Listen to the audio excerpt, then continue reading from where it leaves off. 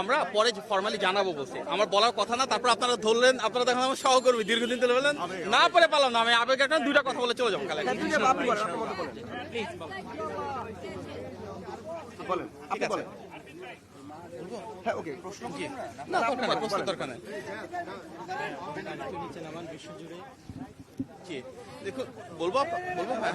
দেখুন বিএনপি বাংলাদেশের সবচেয়ে বড় দল, জনপ্রিয় দল।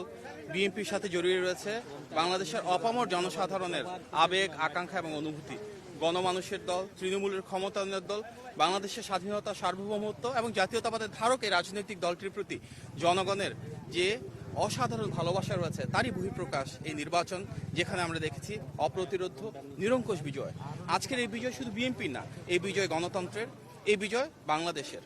আমরা বিশ্বাস করি জনগণের যে আস্থা, সমর্থন এবং ভালোবাসা আমাদের নেতা জনাব তারেক রহমান পেয়েছেন, ইনশাল্লাহ ভবিষ্যতে একজন প্রধানমন্ত্রী হিসেবে তিনি এই বাংলাদেশের প্রতিটি মানুষের অধিকার এবং স্বাধীনতা নিশ্চিত করবেন।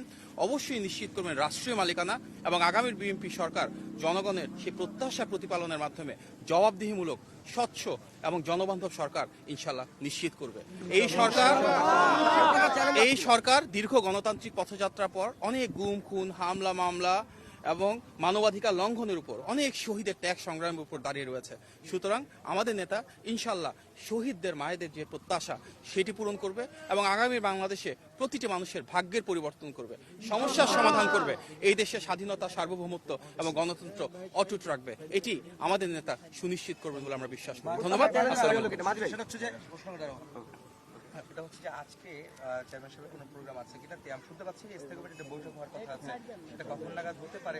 আপনি দুঃখজনকভাবে আমি এই বিষয়ে অবগত নই, আমি জানলে পরে জানাবো।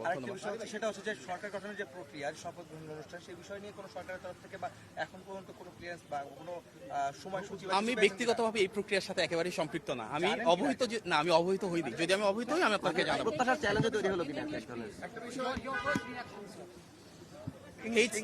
It's the victory of the people of Bangladesh, and we are very confident this democratic transition will ensure a free land again where every citizen's rights and freedoms will be protected, and together we're going to ensure inclusive development, human rights, rule of law and freedom of expression for Bangladesh to complete this democratic transition through free, fair and credible elections that everyone anticipated, and we want that this will stand as the empowerment of the people. Thank you.